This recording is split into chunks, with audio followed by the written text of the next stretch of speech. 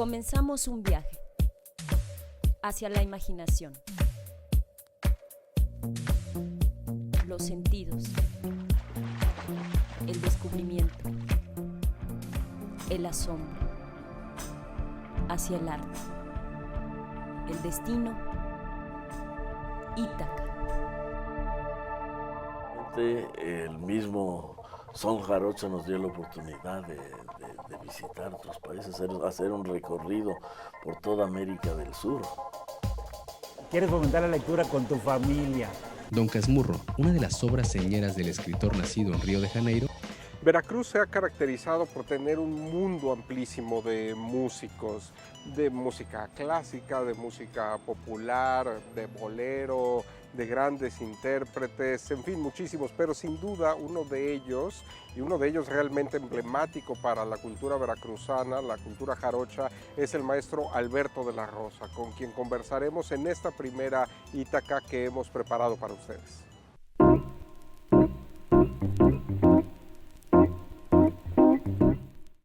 Buenas tardes, un programa más de Ítaca, preparado naturalmente para todos ustedes. Ya se sabe que cuando hay un virtuoso de algún instrumento, se le suele aclamar diciéndole Paganini, Paganini. Y hoy en esta Ítaca tenemos a un Paganini del arpa, tenemos a el maestro Alberto de la Rosa. Naturalmente no necesita presentación.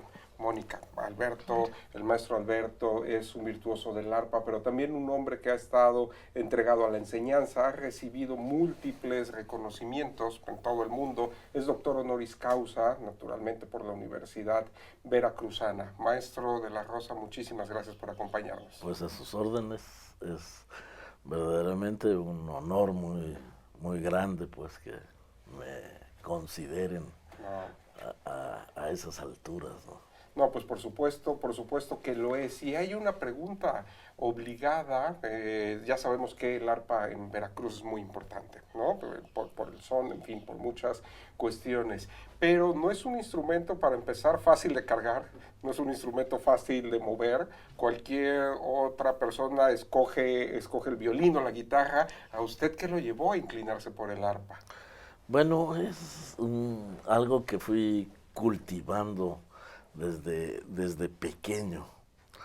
Mi mamá, mi señora madre, ella tuvo una amistad muy cercana con el legendario arpista Andrés Huesca, que hoy todavía tenemos la fortuna de verlo en muchísimas películas y que por cierto el próximo año va a ser el centenario de su nacimiento. Bueno, siempre la plática de Andrés Huesca estaba en la familia, y aparte los discos los escuchábamos, y yo me fui fijando esa idea: yo voy a aprender el arpa, hasta que pues tuve la oportunidad y me aboqué a estudiarle, a tratar de aprender lo más posible, ¿no? De acuerdo a las circunstancias, porque cuando yo empecé a estudiar el arpa, que fue allá por el año 64, no era fácil, ¿no? Había arpistas en Veracruz, desde luego en la Ciudad de México, eso, pero también un poco renuentes a querer enseñar. Siempre veían a un futuro competidor, entonces era difícil, así es que había que abrir mucho los ojos, los oídos, y después ir buscando. Tampoco teníamos las oportunidades que existen hoy de prácticamente poder oír lo que queramos a través del internet, ¿no?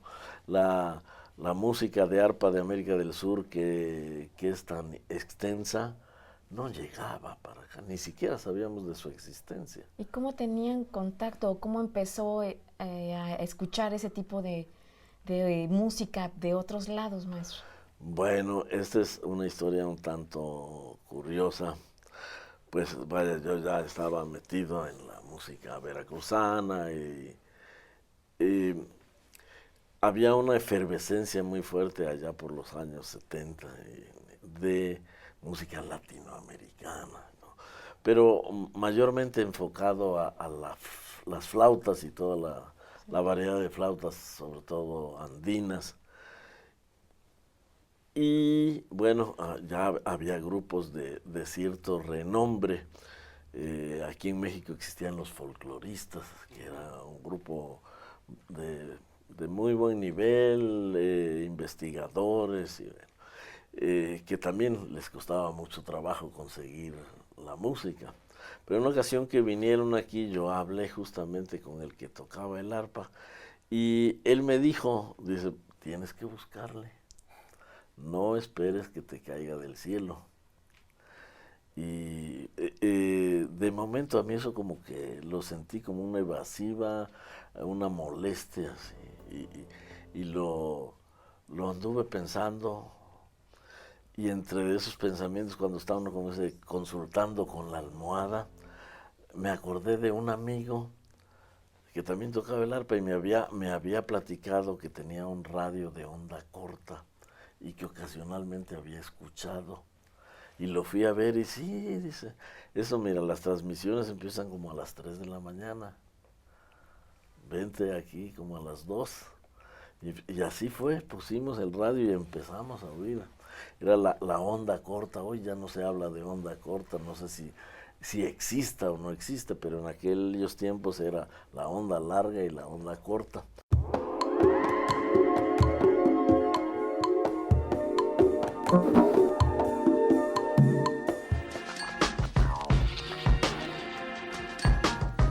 Representante de la llamada narcoliteratura, dramaturgo y cuentista, Elmer Mendoza, ganador del Premio Tusquets de novela en 2007, es conocido por recrear el lenguaje de Sinaloa y de la actualidad para convertirlo en materia literaria.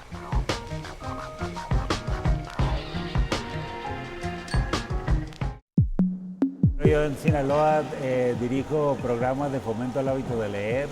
Específicamente trabajamos un concepto que se llama la cuadra. O sea, quieres fomentar la lectura con tu familia. Nada de que quieres salvar al mundo. Tu familia, tus hijos, hermanos, sobrinos, tíos, padres, con ellos hay que trabajar. Y hacemos eso, trabajamos también apoyados por el Consejo, por Conaculta, con personas en situación extrema. Ya ves que ahora sí le llaman a los presos, pero también a los jóvenes. También trabajamos con las mujeres en rehabilitación. Es decir, estamos ahí donde las historias están hirviendo. Siempre estamos conviviendo con ese sector y bueno, en primer lugar enriquece mucho nuestras vidas y nos permite conocer lo que es el poder real de la literatura. Investigo sobre lo que son las expresiones regionales del norte y particularmente de Sinaloa y bueno, eso me siento muy, muy bien de hacer eso porque quiero confesarte que he tenido que enterarme de cómo se definen algunas expresiones que yo utilizaba porque las utilizo desde que nací, pero que no tenía ni idea de dónde venían. The cops are in on it. Open up, police. I'll be right out. En América Latina el género fue pues un poco despreciado, ¿no? Faltaban al respeto a los escritores de novela negra. Y creo que un poco por culpa de ellos, porque eran escritores que no trabajaban lo suficientemente serios, digamos.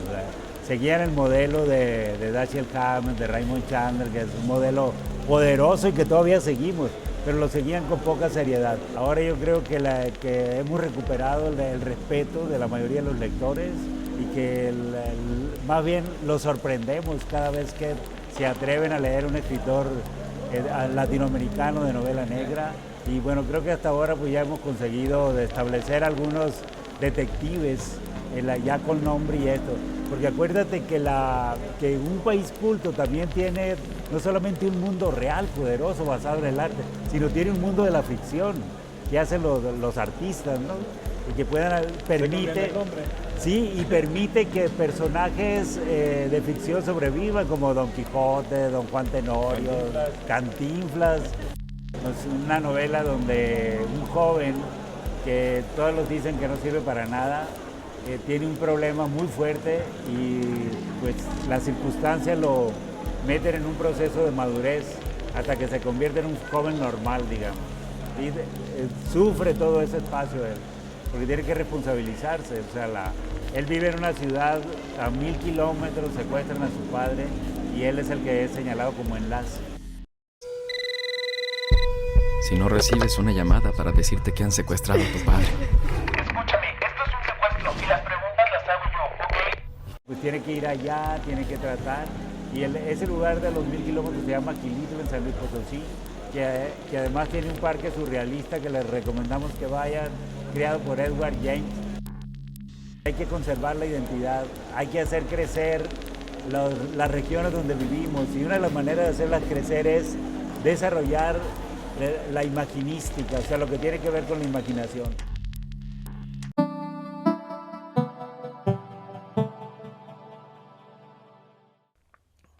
En 1973 vino a México un maestro extraordinario del arpa venezolano, el maestro Juan Vicente Torrealba, que acaba de cumplir 99 años. Y bueno, se presentó en la Ciudad de México. Nosotros fuimos a verlo. Nos encontramos con un personajazo, no obstante ser la máxima figura en Venezuela, compositor de más de 500 melodías, con un reconocimiento mundial por su ejecución en el arpa, pues nos recibió como íntimos amigos, él, no solo él, su familia, su esposa, y nos regaló discos, todo. Posteriormente, en los siguientes años, fuimos a verlo a Venezuela en varias ocasiones. Nos platicaba, nos contaba muchas cosas allá, nos mostraba con ejemplos la música, las vivencias, por qué era esto como... Yo entonces fui encontrando que existían similitudes con el campo mexicano. En Venezuela, en Colombia, hay una extensión de llano inmensa, que es la Orinoquia, o Orinoquía, como yo. Y ahí es donde se desarrolla el arpa con mucha fuerza. El arpa llanera. El arpa llanera, porque ahí todo, digo yo, todo se apellida llano. Sí. Es el arpa llanera, la música llanera, la camisa llanera, todo es llanero, ¿no? Y dicen, tienen un dicho que dice, el llano, qué berraquera. Bueno, y bueno, yo tuve oportunidad aquí de vivir en el llano, también en el llano veracruzano, y bueno, primero vi que la actividad principal es la ganadería, igual que aquí. La organización del trabajo es igual, exactamente, porque eso viene desde la época medieval, ¿no? Desde la época feudal viene así. Entonces, lo mismo, ¿no? El mismo estilo de vida, inclusive palabras que nunca escuchamos aquí en la ciudad, pero que allá en aquellas tierras las dicen, igual en el llano, allá, ¿no? Hay diferencias en cuanto a la vegetación, en diferencias de nombre. De frutas. Sí, de nombre y de animales, sobre todo aves, hay muchas aves, allá tienen unos nombres, acá tienen otros, ¿no? Bueno, pero es prácticamente lo mismo, ¿no?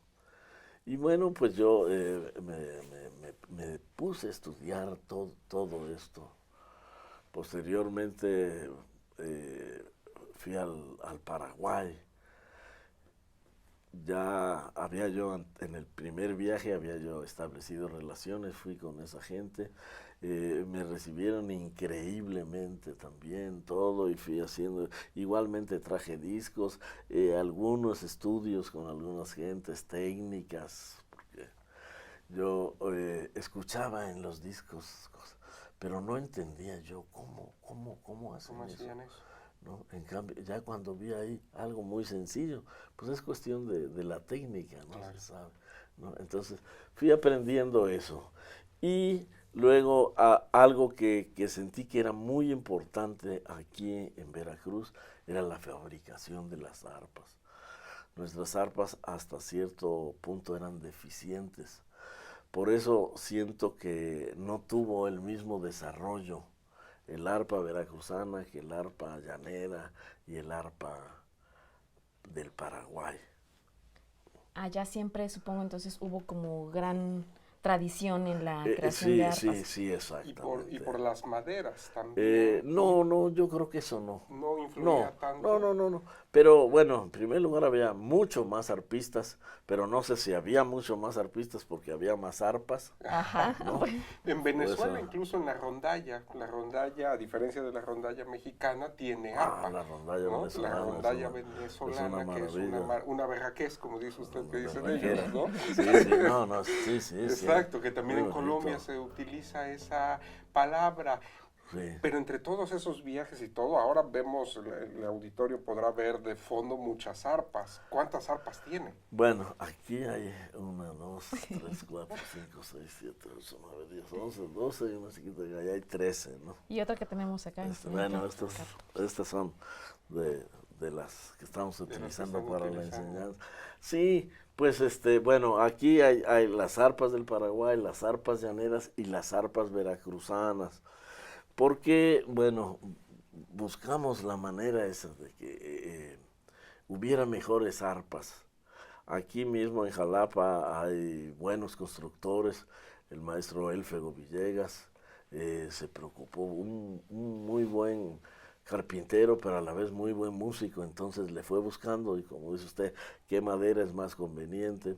Después tuvimos al maestro Juan Filobello, compañero del grupo, que además es un arpista extraordinario, y eso mismo le fue buscando, y yo encontré en Veracruz a otro fabricante, Mario Rosales, que hacía sus arpas, pues funcionaban acá, pero ya con pláticas, mire, si le hacemos esto, cada sugerencia que yo le hacía, él la superaba. Entonces, ahora siento que nuestras arpas están al mismo nivel que las arpas paraguayas, que las arpas llaneras. Exactamente. Entonces, ya vamos. Y eso se ve en los resultados. En Jalapa encontramos una cantidad increíble de arpistas, sobre todo jóvenes, mucho, ¿no? El maestro Torrealba, que estuvo aquí hace más de 20 años, se admiró de ver la cantidad de arpistas que había. Inclusive en una presentación que hizo en el teatro, comenta, dice, si en la noche tiras una piedra y oyes un ¡ay! Ese fue un arpista, de tantos arpistas. Y ahora hay mucho más.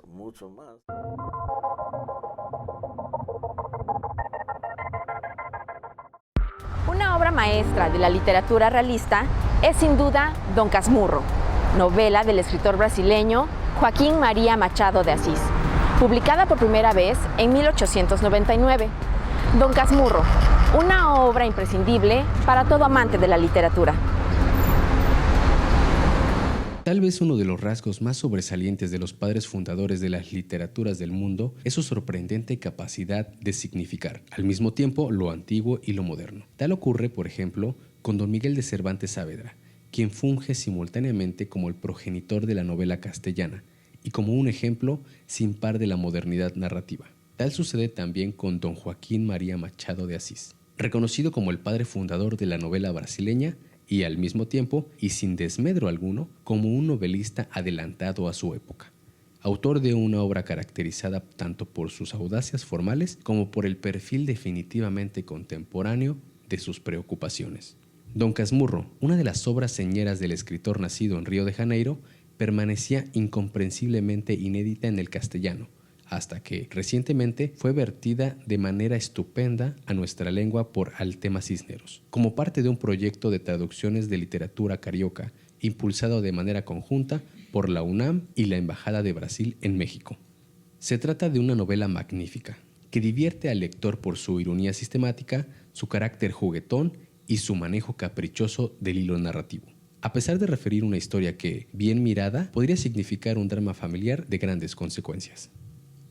Sucede, sin embargo, que, a la manera de Flaubert de Madame Bovary, Machado de Assis no comparte para nada la personalidad de sufriente reservado de su protagonista, que precisamente por dicha particularidad es conocido como Don Casmurro, palabra con la que en Brasil se identifica a los introvertidos. Distante de los sufrimientos de su personaje, el novelista aprovecha su alejamiento para dibujar un hábil y entretenido retrato de las clases pudientes de Brasil de su época, en transición entre el feudalismo agrario esclavista y la modernidad entonces emergente de aquel país.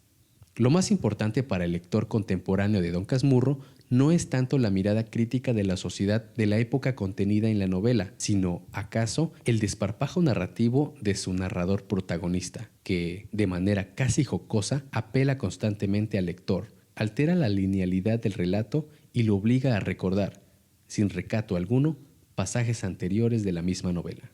Obra maestra de un autor imperdible, Don Casmurro puede ser localizado por los lectores en la página web de la Facultad de Filosofía y Letras de la UNAM, junto con las demás obras traducidas en el marco del programa antes mencionado.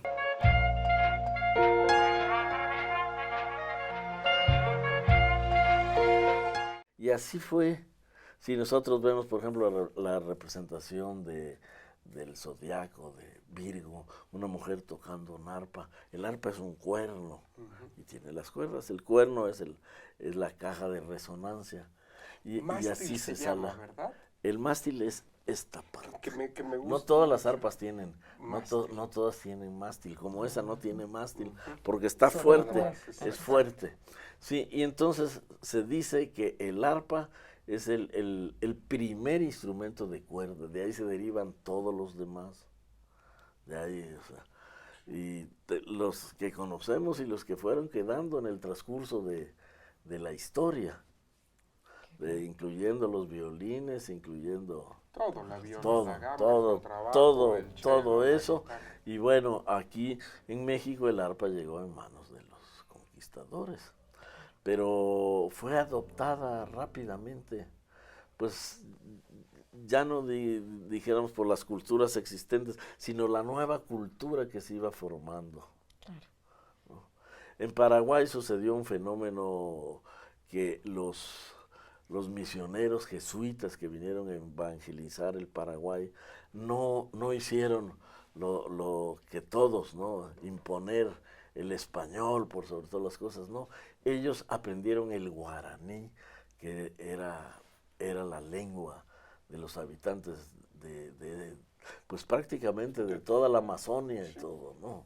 Una cultura muy grande que no tuvo construcciones ni nada, pero fue una cultura que se difundió por todo y que todavía queda, inclusive el Paraguay, el 90% de la gente habla paraguay, habla guaraní, es el único país que mantiene su lengua nativa como lengua oficial, guaraní conjuntamente con el español. Gracias a los jesuitas. Gracias a los jesuitas. A hacer su gramática. A eso, por eso que después, fueron expulsados del reino de España por cuestiones políticas de esa época. Exacto. Y en todo el continente americano fue México, el arpa popular en todo no con una forma específica o una música específica, la música de la época. Tenía sus ventajas, el arpa la tocaba un solo músico. Con la mano izquierda acompaña, con la mano derecha hace melodía y si canta mejor, ¿no? Relativamente barato, fácil de transportar, se amarra a un costado del burro y vámonos para la fiesta. Pero vienen las nuevas tecnologías, aparece el tocadisco. Entonces, si tenemos una fiesta, ¿qué hacemos? Nos traemos a Tío Chencho, que toca muy bien el arpa, o ponemos los discos.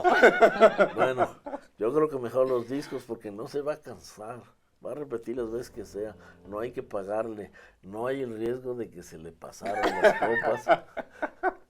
Entonces, eso sucede y el arpa va desapareciendo prácticamente y está en todo el país, pero con características muy regionales.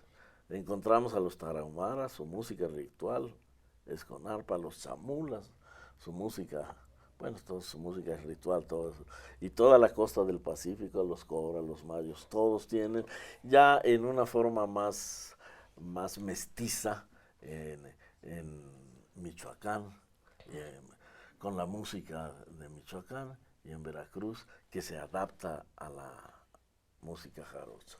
Maestro Alberto, desafortunadamente se nos termina el tiempo, Rodolfo, para esta Ítaca, pero si nos permite, podemos continuar con esta explicación tan increíble y rica en conocimiento en nuestra siguiente Ítaca. ¿Les parece? Muchas gracias y los esperamos.